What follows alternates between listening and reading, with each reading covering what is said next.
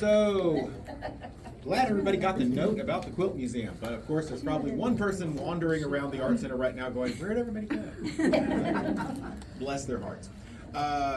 So first and foremost, we're going to extend a big thanks to Joyce MacArthur for helping us to arrange this little event for this month and the Quilters Guild generally, so.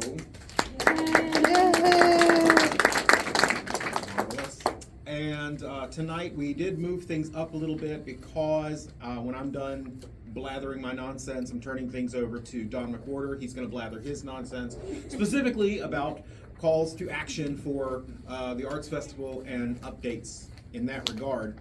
But before I get into anything further, just a bit of unfortunate, fortunate, depending on your perspective, news. If you had not heard, Mr. Barry Benner, passed away. He was a senior, I know, but he was an elderly gentleman who came to meetings on occasion. He always entered the shows. I remember specifically that, he made the oddest little melted plastic sculptures and little glass sculptures and things, which were very avant-garde for a gentleman of his years. And he was a very soft-spoken fellow. But I remember him volunteering at the last arts festival that we had. He was very, very helpful. And he came back at one point, it was much later in the day, and he said, well, is there anything else I can do? And I said, oh my God, you're still here? Go home, enjoy the festival, go get some water, sit down, please. He was very, very helpful. Nice. And a very sweet gentleman. But yeah, so he did pass away. So now, aside from that, Miss Melanie, would you mind reporting real quickly from the treasurer? Yes. Let me flip back over to that page.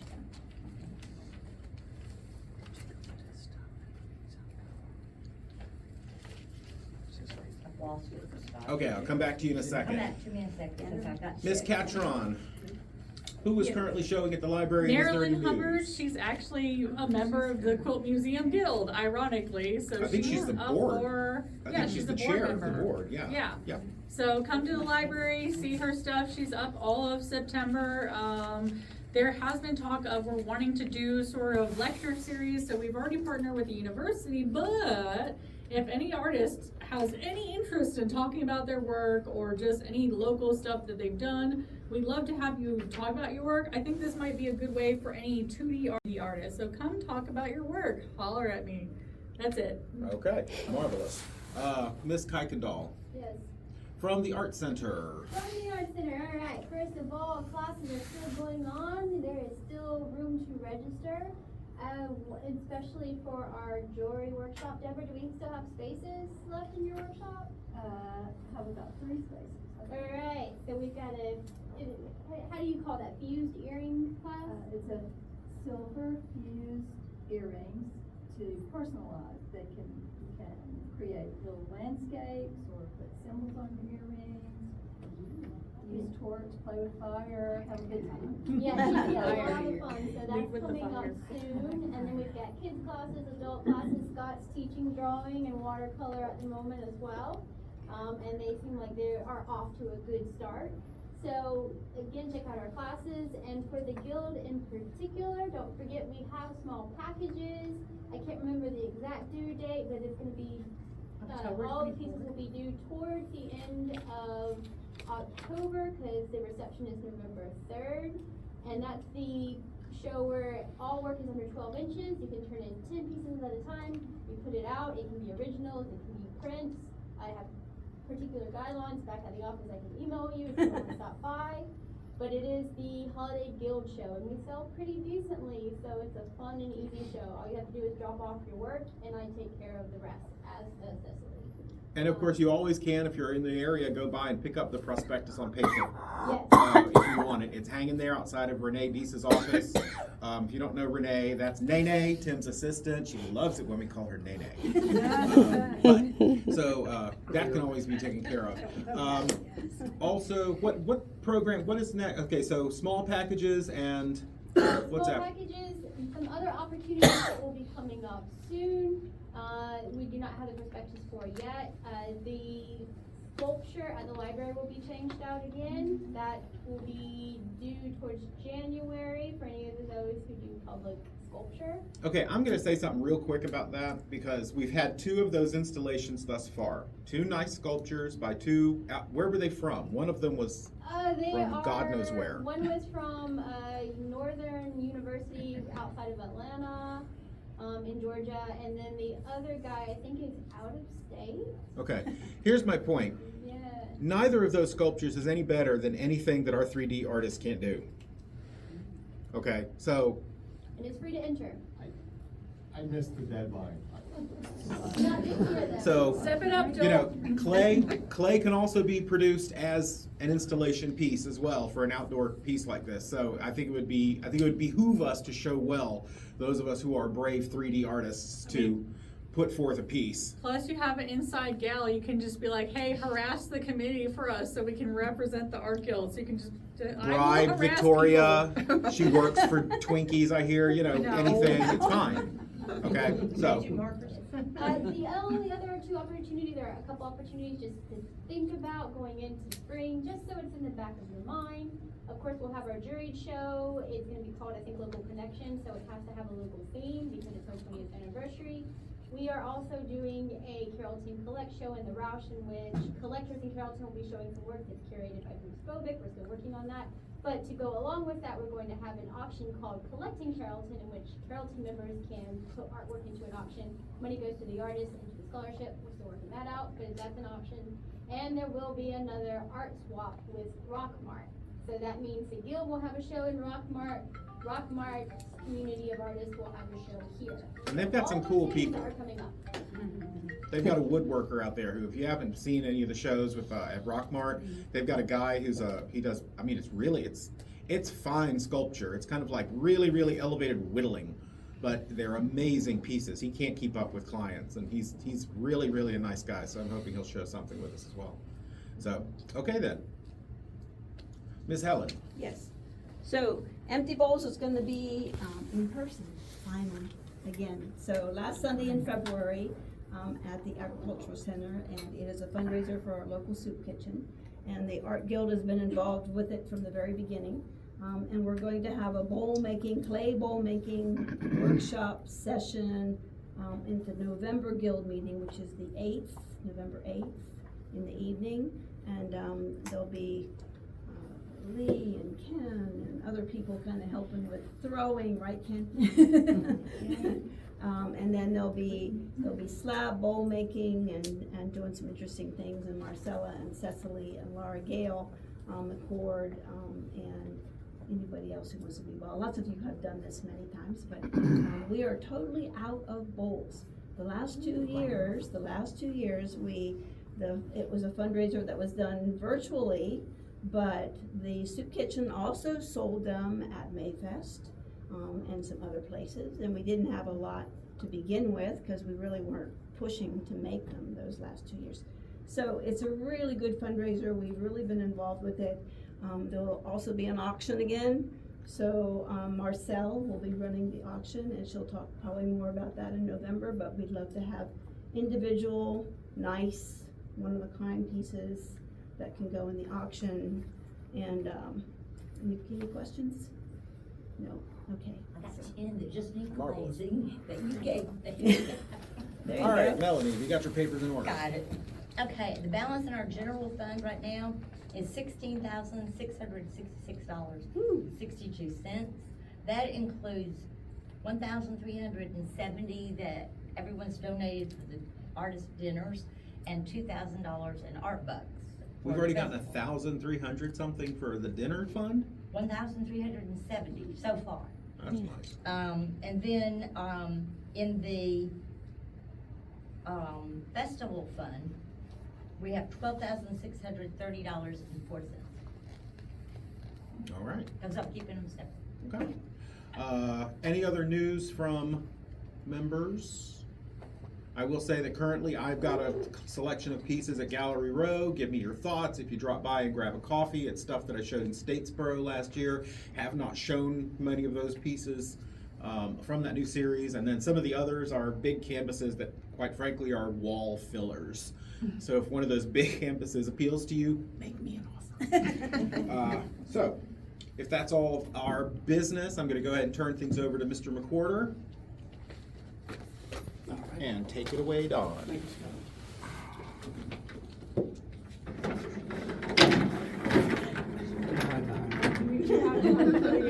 Fancy. Okay, everybody, with the mention of Mr. Benner and his volunteering, and in that spirit, I'm here tonight. As festival coordinator and along with the incredible committee that's involved, we need to line up some volunteers. I wanna, Jackie, do you have everything in order? I need one more volunteer. You need one more for Saturday night? For Saturday night from 4:45 to 6 p.m. Okay. Mama said she'd do it. Good. I didn't hear what she said. She said her sister would do it, so can I count on your sister? Because I know you're gonna have her running around all over the Yeah, place. but I'll just put her down Okay. 4:45 to 6 with you. Thank Okay. you. There we go. Way to go. All right. Good start. Okay. And Marcella, you're all good? Cecily? Yes, with the parts that we want from the guild at the moment. We're Okay. looking into some other areas, but with other volunteers. Okay, well, first of all, before I start with any specifics, I just want to point out that we are an artist guild, and we have artists coming in from all over the country and participate this year.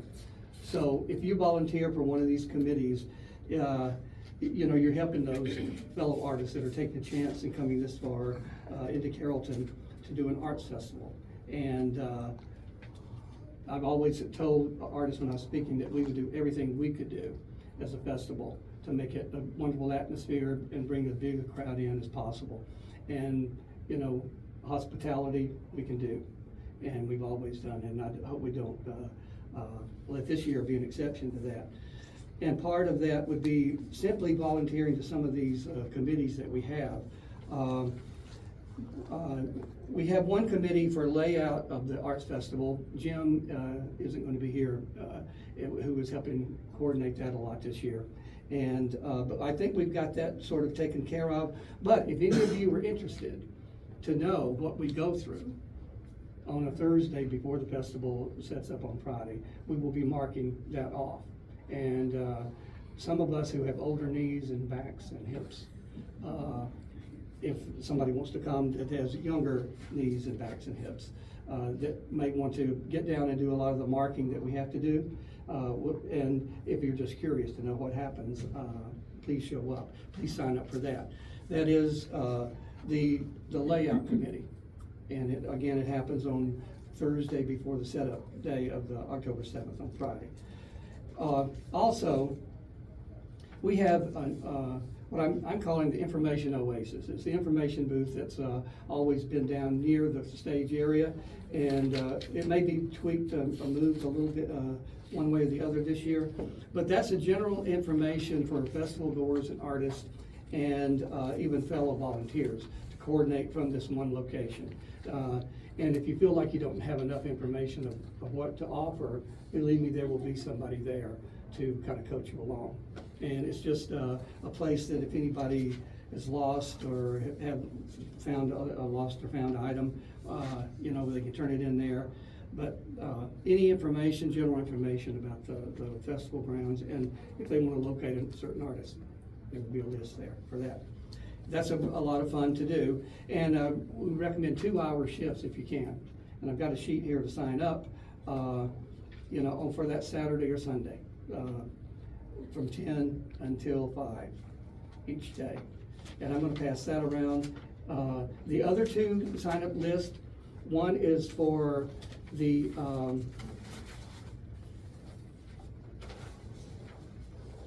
this is for Friday setup, and this is where Mr. Benner shined last year. And if you're an artist, you can set up sometime on Friday and maybe get through with your setup and help fellow artists unload, set up, anything to make their life easier. And if you can find the time, fellow artists, it's not a bad thing to do.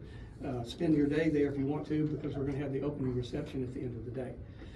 But if you're not an artist, if you're not exhibiting, if you can find the day of Friday or part of that Friday just to show up and help with anything that we need, just to be there, ready to do any task. That would be a wonderful thing. And this is to be of assistance to artists or staff for these two important days, helping artists unload and set up their booths, to sorting papers and items for organizing or running errands, or helping artists break down and load up at the end of the day on Sunday. We often have a great help on Friday, but sometimes we could use some help right at the end of the day on Sunday. And that's when it really means a lot to the artists as well. Whatever their weekend was, to have somebody local helping them and seeing them out of town, as well as we welcome them, is a nice thing to do. And if you're willing, like I say, to be flexible with an array of needs that day that may pop up, you'll be incredibly appreciated by all of us on the committee and the artists that are here. And the other committee is for hanging banners. Now, Jim McKinnon and I have done that for 20 years. And I'm still involved, and I will be there. I'll probably on every one of these banners that are hung. But I will need some assistance. And I hope you don't mind if I mention Deborah Cobia and her husband. She has volunteered to do this. This is no easy task. It's you work as a team with one or two others to erect the festival banners. And this requires some physical labor, but is a very satisfying experience, as this is perhaps the most effective advertising method that we do. When we start, people are driving around town or whatever in the community, and they start seeing a banner, and then they notice one somewhere else and somewhere else. So like we start and kind of build up to a dramatic end. But you need to wear long pants, bring some work gloves, and a big bottle of water if it's a warm day. So think about that for those rough and tough types that want to do that task with us. It can be a lot of fun. And in all of this, I want you to imagine, if you are an artist, like some of us are that travel and do festivals, when you go into a town and you spent your money and the expenses and you get there, you want to know that show has done everything they could do to make it a success and to welcome you, or as much as possible. It means a lot if you're traveling. So imagine yourself out there in a strange town like a lot of our artists are coming in. And if we as a guild can do everything that we can to make it a success and an easier task, is greatly appreciated. So with that, let me pass around. I've got 3 of each of these.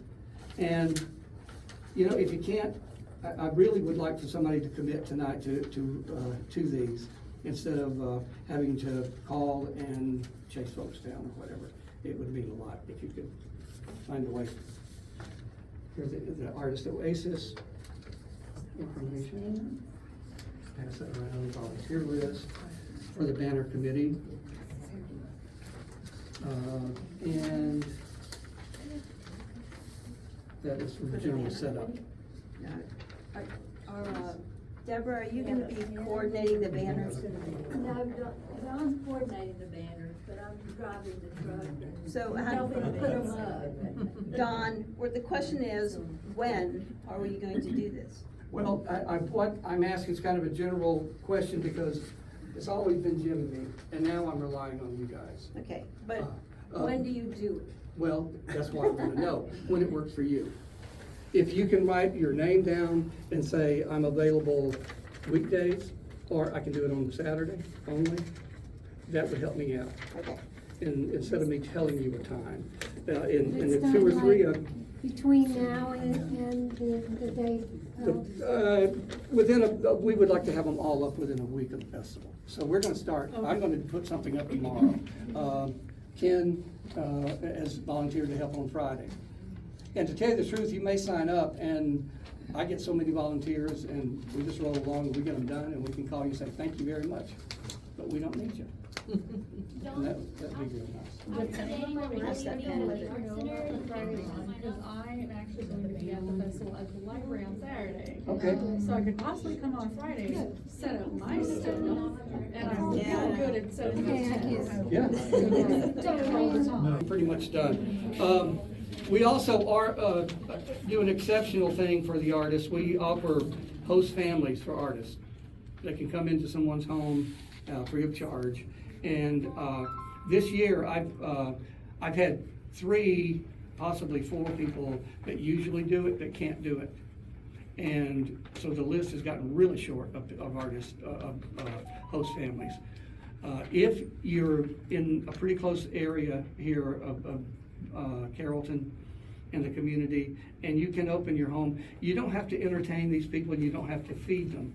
If you want to be very hospitable and have an interaction with them, most of them will welcome that. Sometimes they kind of want to be left alone or quiet. So I think you can work that out, and I will get also a response from them in what they're looking for. But there's been very, very few over the 20 years of us offering this, bad experiences. And in fact, I think there's been like 3. And one was somebody got into a discussion about politics 3 years ago. And that was a disaster. And also there was a health issue. Yeah. And we now are prepared better for something like that happens. We had not asked, in case of emergency, who should we call? And we should have known that. But now we do that. So anyway, yes, I have a question, or okay. an An announcement, can everybody be quiet? Are you done with your part? I'm pretty much. Hi guys, I'm Jackie. Some of you may have gotten my email requesting money, and that's what I'm here to do today. We are halfway to our goal of paying for the dinner that we feed the artists on Saturday night. So we're asking, if you've not already contributed, and I know many of you have, we're asking $15 for you to feed an artist at the Saturday night dinner. Thank you so much. You need change? No. Okay. Give your donations to Melanie. We'll take cash and checks tonight, or you can go to the Artist Guild website, go to the festival link and pay via PayPal. Or you can mail a check in or drop a check off to Tim at the center. But we'd really appreciate your contributions. One of the ways that we're able to attract such quality artists is because of the way we treat them with all the work that Don has described. So part of this is feeding them a beautiful dinner Saturday night. And those of you that are volunteering for the dinner, you'll also get a dinner that night. June and Helen are helping us with serving the dinner that evening, and Laura Wren and Melanie's sister. Thank y'all so much for your contributions. Let me piggyback over that. We also run a hospitality run during the festival, and we don't run it. The Carrollton Civic Women's Club runs it. And they have the volunteers to cover it, but what we need is somebody to go to a couple of the grocery stores and see if they will donate pastries to have in that room at that time. In the past, Publix has been real good about donating. Real good. Kroger will not donate to it. We have not, I don't think anybody's tried going to Ingles and asked Jamie if he would be willing to do it. We need somebody to go talk to those people ahead of time, and if they're willing to donate, then somebody to pick it up, the materials they give us, and bring into the festival. Anybody wants to do that? How many banners we gonna have, Don? Do you know? I don't know the count. But we're also having a new big banner, that's gonna be printed in that new big open lot at the intersection of Highway 27 and Alabama Street. Because that open area, that's incredibly valuable Great for space, marketing. yeah. Because that weekend, it's October, a lot of people are gonna be traveling up and down Highway 27. And I think we could have easy the biggest crowd we've ever had this weekend. Yo. All right, afterwards, if you give me those, I'll put them on a computer Excel sheet for you so we can see everything and keep up with it. Okay, that would be great. Yep. And, you know, even if you're not sure that you can volunteer, put your name down and hope that you can let us know later when you can. Or please, if you can't do that, if you're not willing to do that today, call me or call Marcella, if you don't mind, Marcella. Not at all. And just put your name on the list. Or, you know, you could even just call and say, look, I'll be there this day or whatever, and I'll do whatever you want. Operate out of thin air. Yeah. Well, Then we will do. we also have the Excel sheet, we'll know what spots we have a lot of people, especially for the information groups versus others. And if we have that out, you can look through that maybe, you can post it somewhere, and that way you can see what we still may need at that time Okay. too. Yeah, can we do that? We can make that Emails? happen. Yeah, Michelle. Oh, yeah, Okay. yeah. Updates, be looking for Yeah, those. we could just share, I think year before last, or what, yeah, we have like a shared Google Doc that we Yeah. filled in, so. But also, if you feel like you can, you know, you can commit to it, one way or the other, get in touch with us. Okay. Is that everything? Yes, thank Okay. you. For those of you who have not visited in a while, just a reminder that this resource is here. Of course, we are in a textile center, historically a textile center, so this is a valuable resource for us. And Miss Cindy Hilliard, the vice president of their board, is going to give us a personalized little discussion on the current collection. So, Ms. Hilliard, if you will.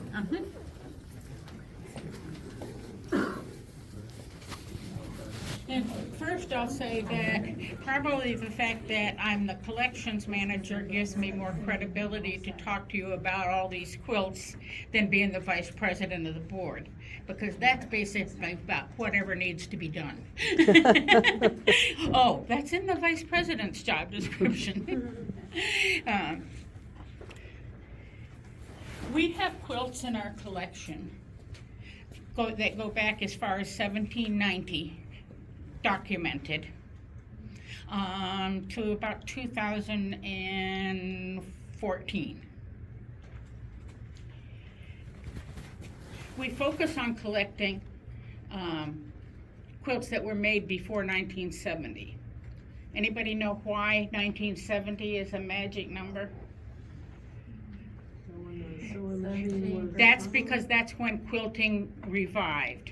After World War II, quilting pretty much died because people could afford to buy a blanket, they could afford to buy a quilt, and it was considered lower class to be hand making quilts in that 25 to 30 year period. And then people realized that they missed it, that they liked sewing, their kids were grown up, and they weren't making clothes for them anymore, and that quilting made a good hobby. So it revived around that time. So it's basically, the holes we have in our collection are basically between 1950 and the 2000s. We do have one from 1966, and it's that one right there. You would never have placed it in 1966, I bet, but that's when it was made. And we know that for sure because the gentleman who donated it actually watched the person who made it for he and his wife as a wedding gift make it. So he knew when he got married, so he knew when they were making that quilt.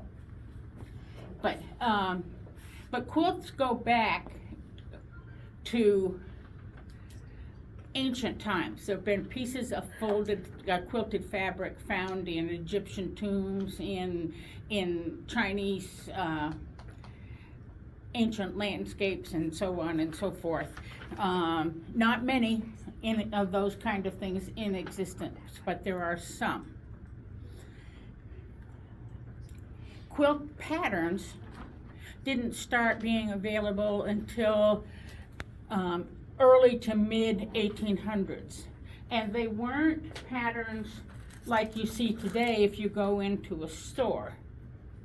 Early quilt patterns were the ones that your 3 or 4 great-grandmother drew on the back of an envelope on a piece of paper whatever she had. Very few men touched quilts at that time. Today, men do make quilts, more than most people would think. But in the early days, it was definitely women's work. This quilt right here is called Wig's Defeat. That's the popular name for it. It also is known as Ladyfingers, because when this quilt was made, the wigs hadn't been defeated yet. The pattern had a name before that. But this would have been basically all hand designed. Remember, no sewing machine, no CAD programs. And they would have cut their pattern pieces out, traced around them, maybe cut around them depending on their skill level, and then pieced them together. It's identifiable as being basically pre-1840, and it was identified when it was donated to the Georgia Quilt Council to become a seed quilt for this museum. The donor said it was made between 1836 and 1840, but the presence of a chintz border pretty much says before 1840.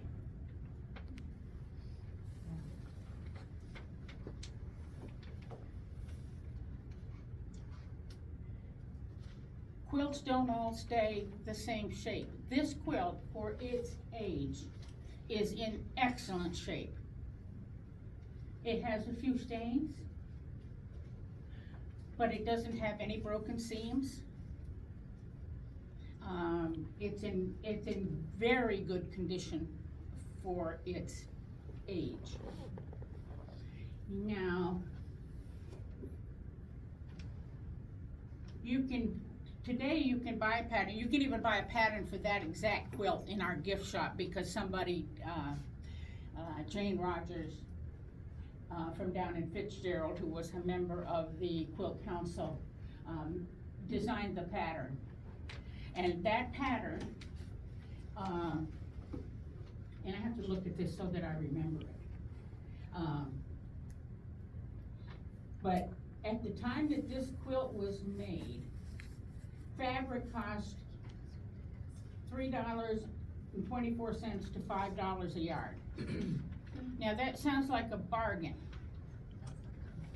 but if you were a woman working at that time, you made $2.50 a week.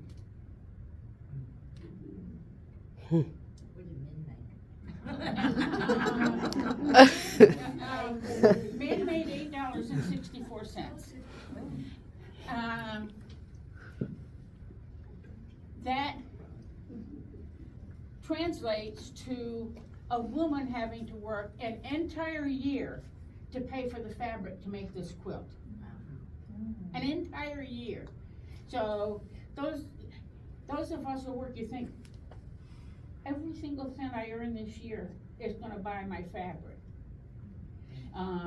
So the early quilting was middle class and up, for the most part. We'll talk about some exceptions to that in a bit, but for the most part, it was middle class and up in terms, especially when it comes to designing something like this, that's where all your fabrics coordinate together.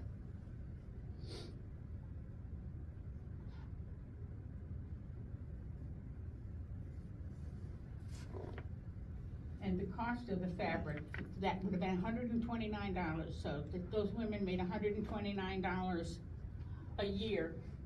And the other thing I found interesting when I was looking at that is there were various skilled occupations that men were engaged in. No skilled occupations for women at all at that period of time. basically you were a domestic or you didn't work. So even though we have a ways to go, we've come a long way.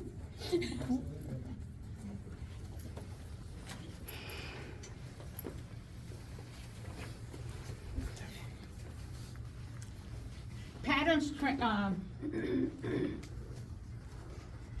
women like to share patterns, and in those early days, they got together, and in the early days, that went on up until early 1900s. Women got together and made quilts. Most of you have probably heard of a quilting bee one way or another, and those really existed, and similar kinds of groups still exist, we just don't call them that anymore. But they work on each other's quilt, they share patterns, they sit there and trace whatever they had. But there are various different kinds of quilts. To be a quilt, how many layers does it have to have? 3 layers to be a quilt. Has to have a front, a back, and a batting. If it only has 2 layers, or it only has 1 layer, it's a coverlet.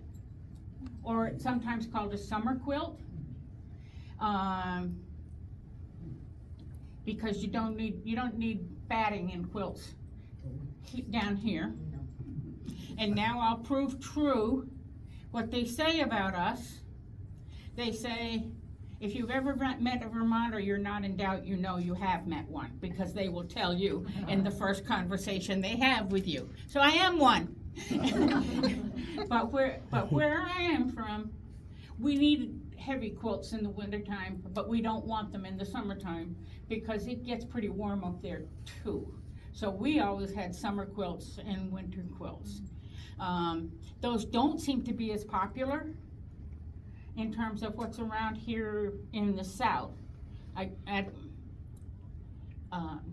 But you did have lighter weight batting in 3-layer quilts.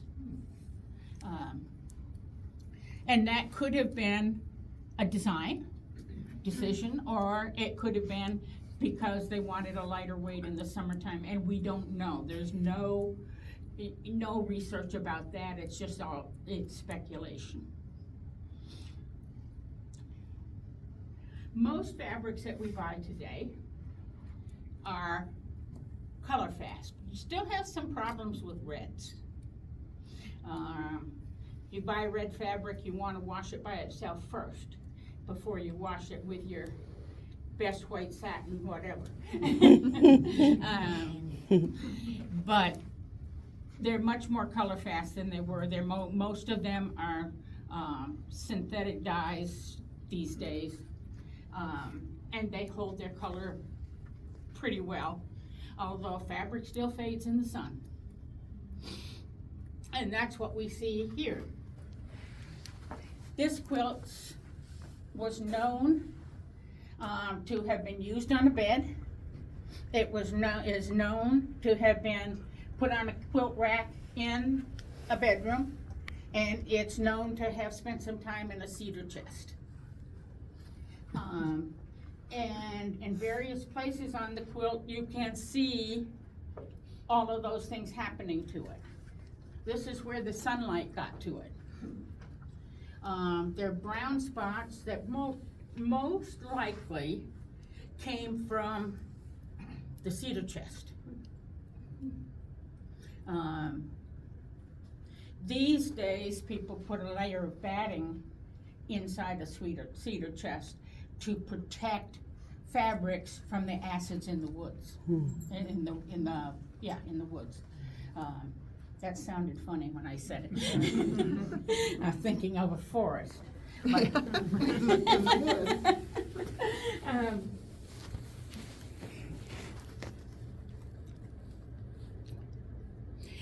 the quilt next to that one, does anybody have idea what that might have been used for? A child's bed? Carriage maybe? It's called a Yes. cot quilt. Now, I'll tell you, It dates to about 1860. Does that give you any other ideas what it might have been for? For soldiers in the war? This is what's known as a cot or coffin quilt.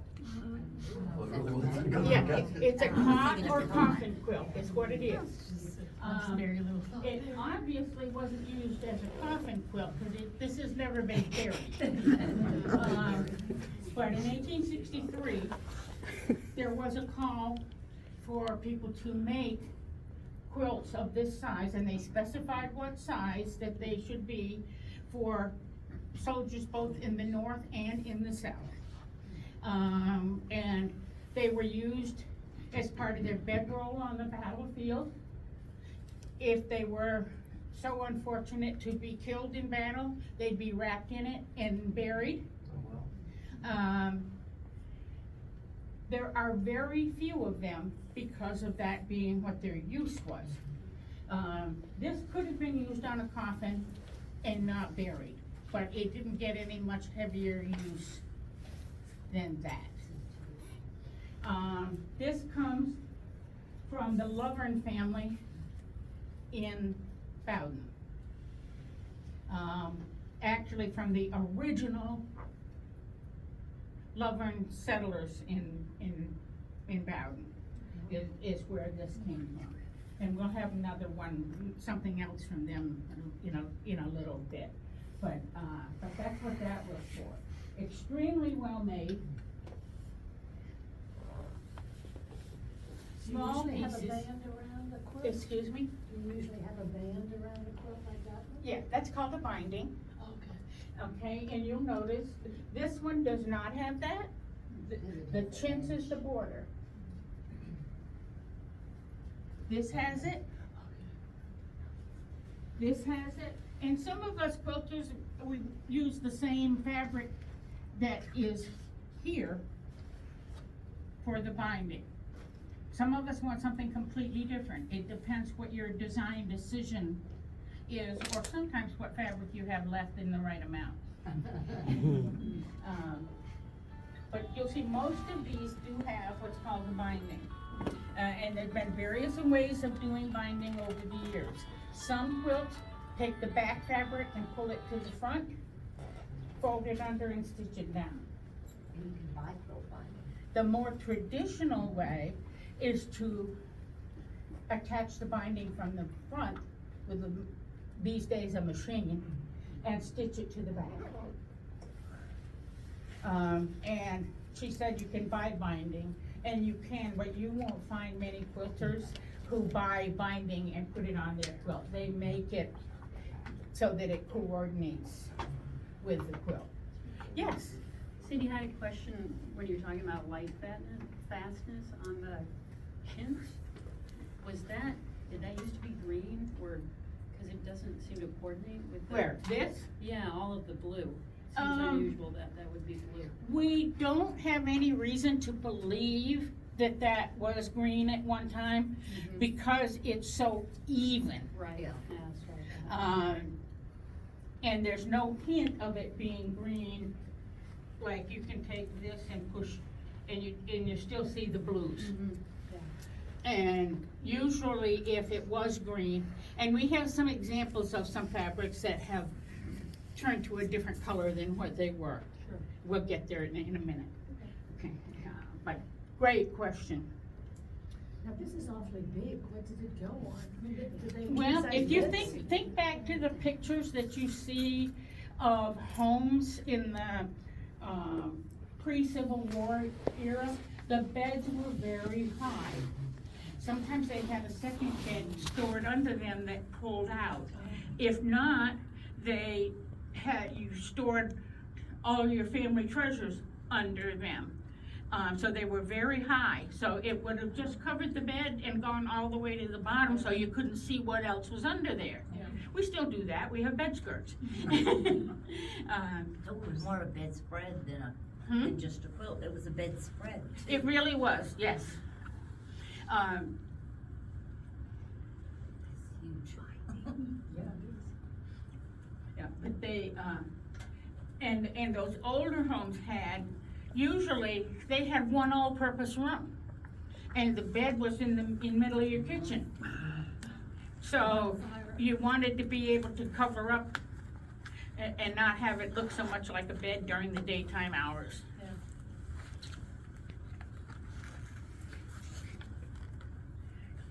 The two quilts down here in the corner, they are in some sense a pair, and we always consider them a pair. They were made by the Davenport women in Eatonton and Putnam County. About 1836, thereabouts, 1834. And we know that to be correct because we have a very old, very yellowed card that came with them that said who made them and when they made them. If we don't know for sure, but we can put it in a general time frame, we put a C in front of it. And that gives us 10 years before the date and 10 years after the date of when it would be most apt to be made. But these were made by a mother and daughter. And they were donated by 3 generations of that family who came all together here to donate these to us. They now live in Florida. But they did not know, but we think that it was probably part of a hope chest or a dowry that never got used. And so they were in almost perfect condition when we got them. They're not in as perfect condition today. Now, why would that happen on a museum's watch? Yeah. Somebody wouldn't want It happens because they had been kept in a closet and nobody had touched them for 100 years. Well, now we get them out every now and then. When we show them, they get exposed to light. And this is a case, and I know you already looked at these, but this is a case where if you look at these pieces of fabric that have brown in them, the iron oxide in the dye has eaten the fabric on exposure to light. And so what we did, we had a conservation day. Anybody have any idea how much it costs to have a quilt professionally conserved? Thousands? About $10,000 and can take from a year to 2 years. Wow. Do you think this museum has that kind of money? No. So we had to think about what could we do? And the rule of conservation is you want it to be as easily reversible as possible should a better method come along. So that it doesn't take you to $2 million like it did the American flag to undo what they'd done before. And so at the time that we did this, I was president of the local quilt guild. And in the reading that I did, it said, where do you go to get people to help with conservation? Go to your quilt guild. I said, got it in. I was thrilled that I had 17 volunteers. And it turned out to be like a blessing and a curse that they were so willing and so able. Because in conservation, you want to take stitches that are a quarter of an inch or larger. Quilters are known for teeny tiny little stitches. And what I had to do was take their tiny little needles, which are called betweens, I had to take those needles away from them and give them milliner's needles, because you can't make those tiny stitches with milliner's needles. And then we didn't have to be arguing about how big the stitches were anymore, they just, kind of automatically made them. But you just have all of those things, happen as you go along when you're trying to figure out how to work on shoestring budgets. Did you just cover up the parts where the iron oxide was? Is that what you did? Okay, if you look closely at this, you can't probably see it from where you are, but this whole circle is covered with a piece of tulle that blends with this fabric. And then, once we stitched it around the outside, then you also stitch around each piece where the fabric is going to disintegrate. In that way, if it breaks away, it stays located where the original fabric was. Not in the original place, but if someday we have $10,000 to send it out, all those little pieces will be there that they can work with. So what does someone do that charges $10,000 to conserve it? What? So if you did have a conservator that charged $10,000, what would they do to it to conserve it? Well, the first thing they do would be that they would stabilize the quilt itself. And then, after that, their exact process, I don't really know. I'm not a conservator. I just know that it's very detailed, very fine, and takes a very long time. They have to have a special place or frame where they can lay it out and leave it left out for all of that period of time that they have, that they're working on it. Is stabilization, is that, I assume, a chemical process? Do they run through some kind of? Sometimes, but it varies based on what they actually need to do or what they think is the best for that particular piece that they're working on. There's a 3M, and I know this because we've got one at the Center for Puppetry Arts from a grant when I worked years ago. 3M makes a vacuum cleaner. And Donna, Aaron, and I were really excited about a vacuum cleaner on that day because it was very expensive. It just looked like a box. But it could vacuum down to like 1 micron of dust, very, very gently. So for any delicate fabric objects, it has a very, very soft brush, and you go over just these tiny little areas, and it sucks out mold and any mites and various things, and then it collects them just in case you need to keep those. Yeah, and that's a process that they would do before they did any actual conservation. Yeah, we just periodically do it to the really old puppets to keep them clean-ish. Is that applique or is that a patchwork? I can't really tell that compass. Is it kind of a mariner's compass design? This is carpenter's wheel, no, this is carpenter's wheel, this is mariner's compass. But it looks like this piece was pieced, but then it also looks like it was sewn in. It doesn't look to be appliqued on. So each, really? Wow. So each triangle Not would have sewn been. on piece by piece. No, I mean, I'm just thinking, I've made kaleidoscope quilts with triangles before, and I'm trying to see, but that center medallion looks like a complete piece as opposed to being divided up. into Oh, quadrants. this is appliqued on, that That is a is complete appliqued, piece, okay. yes, yes. But this looks like it's pieced into the background. So each one of those is a separate triangle. that was separate. Each one of those separate triangles is a separate piece of fabric. Yeah. Oh my gosh. Holy shit. Yes. Talk about tedious. So how many years would it take to make that? Well, and if you think, look at those, these are half the size. Yeah. They didn't have Netflix, did they? And again, on both of these, you have the chintz, which indicates that they were pre-1840. And all three of these are very strong prints, which indicates that it's English chintz as opposed to American chintz.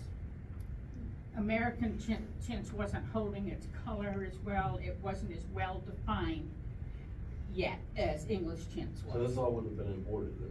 What? The gems would have all been imported? Yes, Now, wouldn't that have upped the cost of fabric then? Of course it would. So these things would have cost even more than what it actually.